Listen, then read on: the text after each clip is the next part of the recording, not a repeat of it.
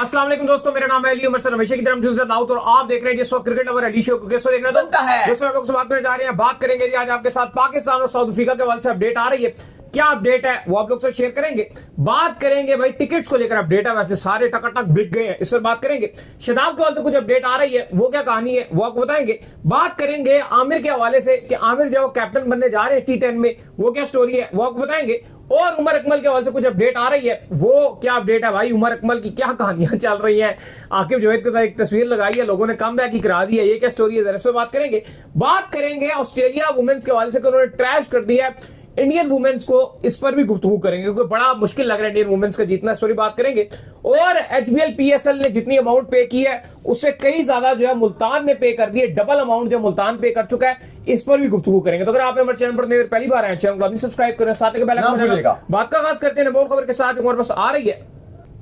इस वक्त जो नंबर वन खबर आ रही है वो यही आ रही है कि पाकिस्तान और साउथ अफ्रीका के दरमियान जो मैच खेला जाना है फैसलाबाद में, भाईजान उसके भी जो टिकट्स हैं वो सारे जो है वो सोल्ड हो गए हैं। और लाहौर की भी जो हमारे तक अपडेट आ रही है वो भी आ रही है, जो T20s है उनके भी तमाम तरह टिकट बिक गए हैं। डॉक्टर साहब देखिए, बिल्कुल पहले तो अब बड़ी अपडेट यह है कि पाकिस्तान टीम की जो प्रैक्टिस है वो जारी है, काफी ज्यादा प्रेशर है। घर पर आप हार गए थे, बहुत ज्यादा मायूस दिखे पाकिस्तान के फैंस, स्पेशली इसलिए कि बहुत बड़ी तादाद ने रावलपिंडी स्टेडियम का रुख किया था, ऑल सोल्ड आउट था। लेकिन जितने भी लोग मिले मैच देखने के बाद वो बहुत ही ज्यादा मायूस थे और उनका कहना यही था कि हमने इतनी मुश्किल से टिकट खरीदे थे, ब्लैक में भी टिकट खरीदे थे, लेकिन उसके बाद हमें बिल्कुल मायूसी हुई है। स्पेशली बाबर आजम ने कुछ नहीं किया, पूरी पाकिस्तान टीम ने खैर कुछ नहीं किया।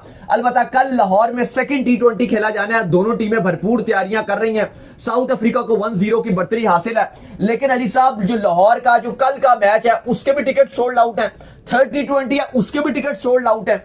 और आज अब अपडेट आ रही है कि फैसलाबाद में जो ODIs खेले जाने हैं वो भी ऑल सोल्ड आउट है। मैंने बहुत टाइम के बाद ऐसे देखा है कि कोई पाकिस्तान की बायलैटरल सीरीज हो रही हो घर पर और उसके सारे टिकट सोल्ड आउट हो गए। तो ये बहुत बड़ा आप कह लो कि एक बड़ी बात है कि पाकिस्तान की जो फैंस है वो अभी तक फुल पंप अप है, इवन दो कि पाकिस्तान की परफॉर्मेंस अच्छी नहीं है, लेकिन फैंस एक बड़ी तादाद में रुख करेंगे। अच्छा, इसका एक और रीजन भी होता है, ये PCB की इस पर तारीफ करनी पड़ेगी कि जो फैसलाबाद को आपने ODIs दिए हैं, जब आप ऐसे सिटी को मैचेस देते हो जहां पर उतने मैचेस हो नहीं रहे होते या वो थोड़ा सा इंटरनेशनल क्रिकेट को देखने के लिए तरस रहे होते हैं, और जब आप उनको मैच देते हो तो फिर वहां पर अवाम जाती है।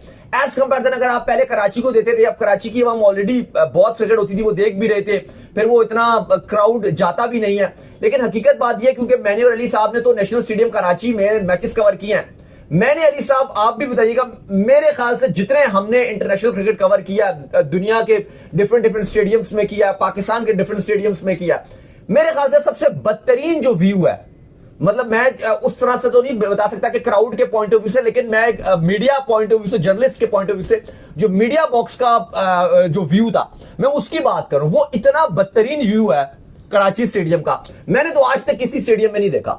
मतलब आप एक मेरी वीडियो में पड़ी हुई थी, मैं इनकी भी वो मैंने इनकी बनाई थी, मैं कल अपने फोन पे ऐसे देख रहा था, इनकी वीडियो में देख रहा था, मैंने फोन से शूट की थी।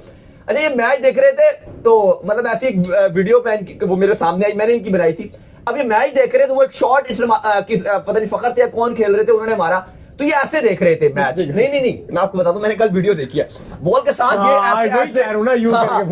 बॉल के साथ जा रही गई, उसके बाद इनको नहीं पता कि क्या हो रहा है, मतलब नजर ही नहीं आती बाउंड्री, बाउंड्री नहीं नजर आती है, एक तरफ बैठे तो ऑफ की नहीं नजर आएगी, और बैठे लेग की नजर आएगी। मैं व्यू बता रहा हूं जो बेस्ट व्यू है, जर्नल मीडिया बॉक्स का व्यू मैं बता रहा हूं, वो मीडिया बॉक्स का व्यू ये है कि ये यूं करके ऐसे जाके देखने की कोशिश कर रहे हैं। तो इमेजिन कीजिए जो फैंस बैठे हुए हैं, उनके जो लेग साइड पे बैठा हुआ है या कहीं किसी और कवर शवर पे किसी साइड पे बैठा हुआ है, किसी पवेलियन एंड किसी और एंड पे बैठा हुआ है, तो उसका हाल क्या होगा, वो किस तरह से मैच देख रहा होगा। तो ये भी वजह कि कराची में लोग नहीं जाते। लेकिन अब आप देखो कि जैसे सियालकोट है, वहां पे भी मैचेस नहीं होती, आगे PCB का प्लान है वहां पे भी रखना, पिशावर को कहा जा रहा है कि उसको मैचेस दिए जाएंगे, तो अभी फैसलाबाद को मैचेस मिल रहे हैं, मुल्तान को जब मैचेस मिले हमने देखा मुल्तान में फुल हाउस फुल नजर आता है। तो ये चीज है कि उन जब वेन्यूज को मैचेस दिए जाते हैं तो फिर आवाम बड़ी तादाद में ग्राउंड पहुंचती है। खैर, इसके बाद जो अपडेट आ रही है वो आ रही है शदाब के हवाले से, और अपडेट आ रही है जी शदाब की वापसी को लेकर। तो कब होने जा रही है जी शदाब की वापसी? देखें, आज PCB ने ऑफिशियली तौर पर अपडेट किया है शदाब खान को, उनकी जो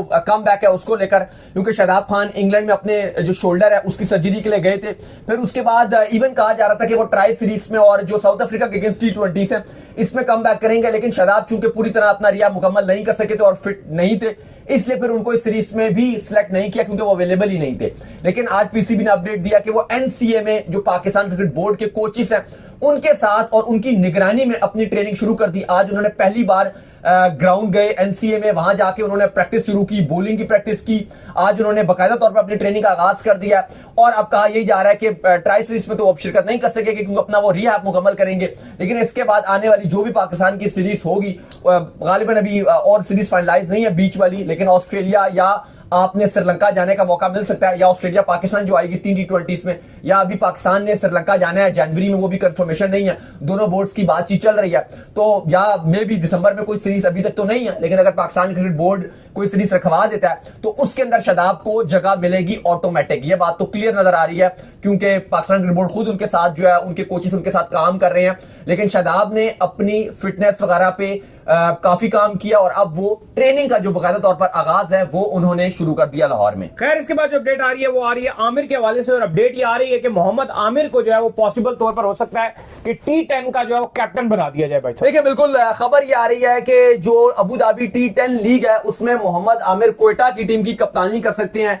और कोयटा की टीम जो हल्का हल्का कुछ इंडिकेशन भी दे रही है, अभी ऑफिशियली अनाउंस नहीं किया गया है, लेकिन खबरें ये जरूर आ रही हैं, डिफरेंट ये बातें चल रही हैं कि पॉसिबल तौर पे इस T10 लीग में मोहम्मद आमिर को कप्तानी दी जा सकती है। वेरियस के अगेंस्ट मोहम्मद आमिर की जो कोयटा है वो अपना पहला मैच खेलेगी। कोयटा कवालरी का जो स्क्वाड है उसमें भी एक तब्दीली कर दी गई है क्योंकि आपको पता है जो सिकंदर रजा थे जो जिम्बाब्वे के ऑलराउंडर है, पाकिस्तान और जिम्बाब्वे और श्रीलंका की ट्राई सीरीज थी, तो वो फिर नेशनल ड्यूटी के लिए चले गए थे, तो उनकी जगह जो पाकिस्तान के हार्ड हिटर बल्लेबाज है, मिडिल ऑर्डर विकेट कीपर बल्लेबाज आजम खान, उनको शामिल कर लिया है। स्क्वाड भी बता देते हैं, कोयटा का जो स्क्वाड है अबू धाबी T10 लीग में, इसमें मोहम्मद आमिर है, लियाम लिविंगस्टन है, जैसन होल्डर है, आजम खान है, गोस, मोहम्मद वसीम, इसके अलावा Imran Tahir, Evin Lewis, Fabian Allen, Motie, Ali Naseer, Tanveer है इसके अंदर, अब्दुल गफार, अब्बास अफरीदी, इरफान खान न्याजी, ख्वाजा नाफे, अरफात मिनहास, उमर जिशान लोन्हा और जॉर्ज है। ये इनका स्क्वाड है।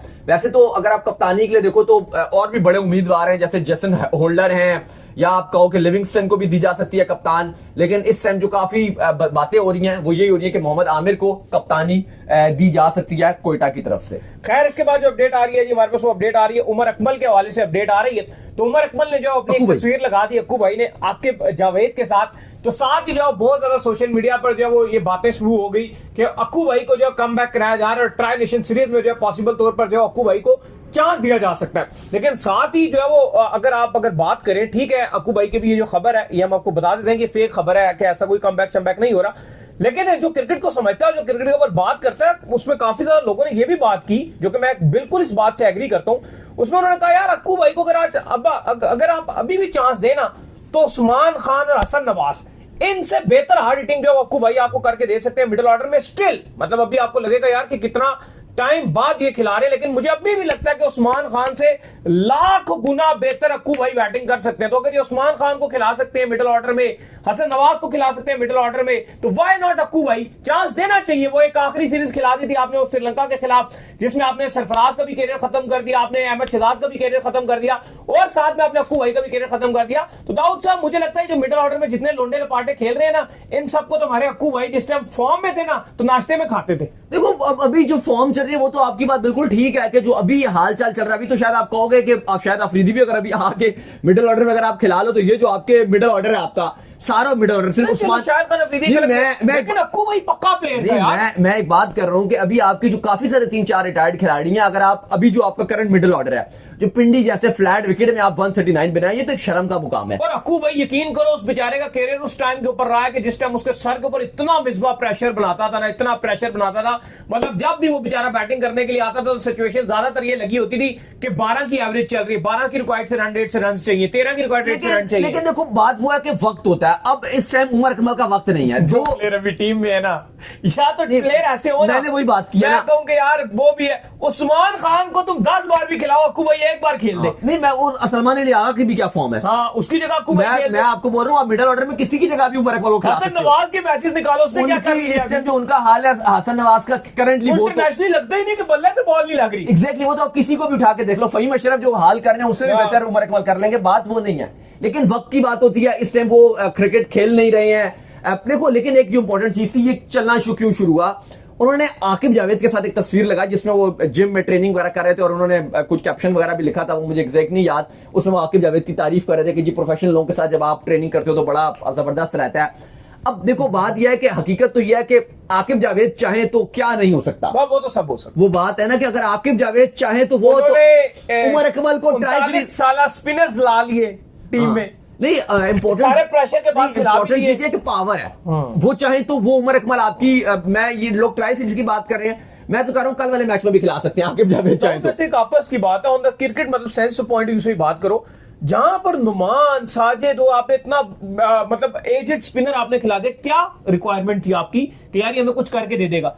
वह उमर अकमल का मुझे ये समझ नहीं आता कि उमर अकमल का कसूर क्या है। लेकिन उमर अकमल ने जितना इंटरनेशनली दाऊद सब एक्सपीरियंस है ना, नेक्स्ट लेवल। वो बात है, सब ठीक है, लेकिन उमर अकमल का अभी इस टाइम वो प्रोफेशनल क्रिकेट खेल नहीं रहे। 2-3 रीजंस है। अगर उमर अकमल नहीं आ सकते, उसके 2-3 जो रीजंस हैं सबसे बड़े, अभी भी अच्छा खेल लेंगे उस्मान खान से, तो वो कीजिए जो प्रोफेशनल क्रिकेट इतनी खेल रहा है ना, उसके बाद भी अच्छा खेलेंगे। देखो, मुझे भी उमर अकमल बहुत पसंद थे। अगर आप देखो, सलमान अली आगा से बेहतर बैटिंग करेगा। आपको भी उमर अकमल बड़े पसंद थे जब वो क्रिकेट खेलते थे। ठीक है, लोग एटीट्यूड की बात करते हैं 16 में, लेकिन मुझे उनसे बहुत गुस्सा आया था जब दोनों ने मिलकर शहबाज अफरीदी को बाहर लेकिन ना उमर अकमल एक अच्छे खिलाड़ी थे, हम सब उसको बड़ा पसंद करते थे, बहुत सारे लोग उनको पसंद करते थे। लेकिन ना उमर अकमल जब टीम से बाहर हुए तो अब बहुत सारे कुछ क्रिकेटर हैं जो ना अपनी फिटनेस पे काम करते रहते हैं।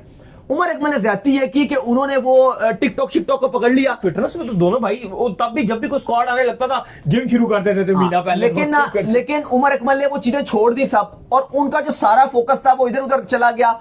अभी अगर आप देखो, थोड़े फैटी भी बहुत ज्यादा हो गए, इसलिए वो इवन उमर अकमल टैलेंटेड खिलाड़ी है इतने कि एटलीस्ट उनको लीग्स में तो खेलने का मौका मिल ही जाता, लेकिन वो कोई लीग भी नहीं खेलते क्योंकि उनको कोई पिक ही नहीं करता, क्योंकि उनकी फिटनेस बहुत फारिग है। तो मुझे तो नहीं लगता कि हर पाकिस्तान टीम में वो आ सकते हैं, लेकिन हाँ, अगर आकिब जावेद चाहें तो क्या नहीं हो सकता।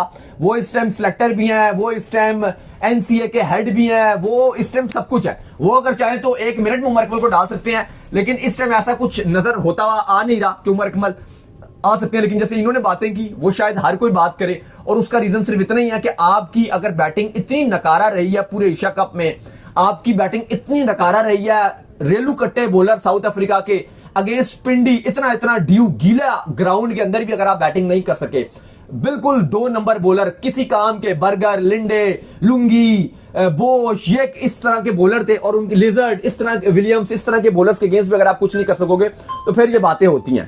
बिल्कुल। तो बहरहाल उमर अकमल का इस तरह तो नजर नहीं आ रहा, लेकिन वो ट्रेनिंग कर रहे हैं और सोशल मीडिया में बहुत ज्यादा बातें चल रही हैं। खैर, इसके बाद जो अपडेट आ रही है जी हमारे पास, वो अपडेट आ रही है एचबीएल पीएसएल के हवाले से, और अपडेट ये आ रही है कि एचबीएल पीएसएल की जो अमाउंट है वो भाईजान इतनी पे की गई है एचबीएल पीएसएल की मुल्तान की तरफ से, जितनी भाईजान ये इन्होंने एचबीएल ने नहीं दी है। हाँ, देखिए, पहले 2 खबरें हैं कि कल हमने आपको बताया था कि एचबीएल पीएसएल का 2 साल के लिए एक बार फिर आपके पाकिस्तान क्रिकेट बोर्ड के साथ पीएसएल में कॉन्ट्रैक्ट हो गया, लेकिन एक बहुत बड़ी अमाउंट में, और जो न्यू वैल्यूएशन है उसके तहत उनका अगले 2 सालों के लिए कॉन्ट्रैक्ट हुआ है। और अगर आप उसकी अमाउंट देखोगे तो अली साहब, वो इतनी ज्यादा 500% का इंक्रीमेंट आया है। और अब एचबीएल पीएसएल जो स्टार्टिंग टाइम पे 5 मिलियन सिर्फ $US पे करती थी 1 साल का, अब वही एचबीएल जो एचबीएल है वो $26 मिलियन देगी, $26 मिलियन। ये बहुत बड़ी अमाउंट है।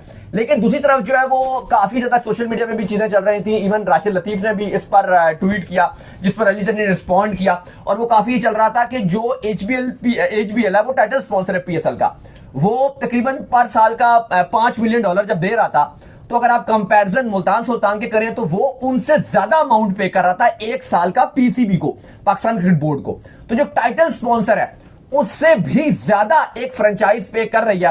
तो उस पर राशिद लतीफ ने भी बोला कि अगर इतना ज्यादा वो पाकिस्तान क्रिकेट बोर्ड को पे कर रही है तो ठीक ठाक जो पीएसएल का रेवेन्यू जनरेशन है उसमें मुल्तान सुल्तान का रोल है। तो अगर वो इस तरह की बात कर रहे थे तो आपको उनकी बातें सुन लेनी चाहिए थी। अगर वो ये बात कर रहे थे कि 1 कप चाय और 3 बिस्किट खिला के मेरी जो बातें हैं या जो मेरे तहफुजात है वो दूर कर दिए जाएं, तो इसमें कोई बड़ी बात नहीं है। जब इतना उन्होंने पे किया है कि इवन जो एचबीएल है जो टाइटल स्पॉन्सर है उससे भी ज्यादा फ्रेंचाइज ने पे कर रही है, बाकी जितनी फ्रेंचाइज है वो तो इतना पे नहीं करती, तो फिर उनकी भी बात सुन लेनी चाहिए थी। ये राशिद लतीफ ने भी इस पर बात कही है, क्योंकि अच्छी चीज नहीं है। वो अगर नाखुश हैं, बेहतर है कि आप बैठ के बात कीजिए। इस पर जो है सलमान नसीर की भी खैर कल बात चल रही थी, उन्होंने कहा था जी कि हम जो बाकी मामलात हैं हम कोशिश करेंगे कि बैठ कर बात करें और बातें करेंगे, जिस पर भी अली तरी ने वेलकम भी किया था। तो चले उम्मीद करते हैं आज हमारा शो आपका बल्कि एक और खबर रह गई है, इंडिया और ऑस्ट्रेलिया की वुमेन्स के से अपडेट रह गई है। तो ऐसा लग रहा है कि भाई जो इंडिया की वुमेन्स है ऑस्ट्रेलिया की वुमेन्स से पकड़ लिया उनको। देखिए आज सेमीफाइनल खेला जा रहा है इंडिया और ऑस्ट्रेलिया वुमेन्स का, बहुत बड़ा मैच है वुमेन्स का, लेकिन ऑस्ट्रेलिया ने यहां पे मार्का मार लिया। ऑस्ट्रेलिया ने 338 रन का एक पहाड़ जैसा रन स्कोर बोर्ड पर लगा दिया। 49.5 ओवर्स में 338 कमाल कर दिया भाई लिचफील्ड ने, जिसने 3 छक्के 17 चौकों की मदद से 93 गेंदों पे 119 रन की पारी खेली। पेरी, एल्सा पेरी जो बहुत ज्यादा आपको के रहती हैं ब्यूटी क्वीन है, उन्होंने 77 रन की नॉक खेली, 2 छक्के और 6 चौके मार के। और ऑस्ट्रेलिया इस टाइम अपर हैंड पे नजर आ रहा है। इंडिया को स्टार्ट इतना अच्छा नहीं हुआ, 2 विकेट्स इंडिया ऑलरेडी खो बैठा है, विकेट बहुत फ्लैट है, लेकिन चीजें इतनी आसान नजर नहीं आ रही है इंडिया के लिए कि वो इसमें कुछ खास कर पाएगा। और नजर आ रहा है कि ऑस्ट्रेलिया ग्रैंड फिनाले के लिए क्वालिफाई कर जाएगी। और इंडिया की वुमेन्स, जो बहुत ज्यादा एड्स भी बन रहे थे कि इंडिया की वुमेन्स इस बार ट्रॉफी घर से जाने नहीं देगी, ये नहीं होगा वो नहीं होगा, लग रहा है कि इंडिया इस टाइम ट्रैश होती हुई नजर आ रही है। तो चलो उम्मीद करते हैं आज का शो आपका पसंद आया। वीडियो को लाइक कीजिए, चैनल सब्सक्राइब कीजिए, साथ के बेल आइकन को बजाइए, एक और काम कर लीजिए, वो कर लीजिए इंस्टाग्राम को, आप जाइए फॉलो कीजिए। इंस्टाग्राम पे मुझे फॉलो कर लीजिए, वहां पे मैं मौजूद हूं, दाऊद क्रिकेट करें से। अगर आप लोग के सवाल हो तो भेजिएगा और उनको भी फॉलो मुझे फॉलो कीजिए, हम जो क्रिकेट लवर ऑफिशियल नाम से लिंक डिस्क्रिप्शन में मौजूद है। आप सुनते हैं नेक्स्ट वीडियो में, ख्याल रखिए, अल्लाह हाफिज।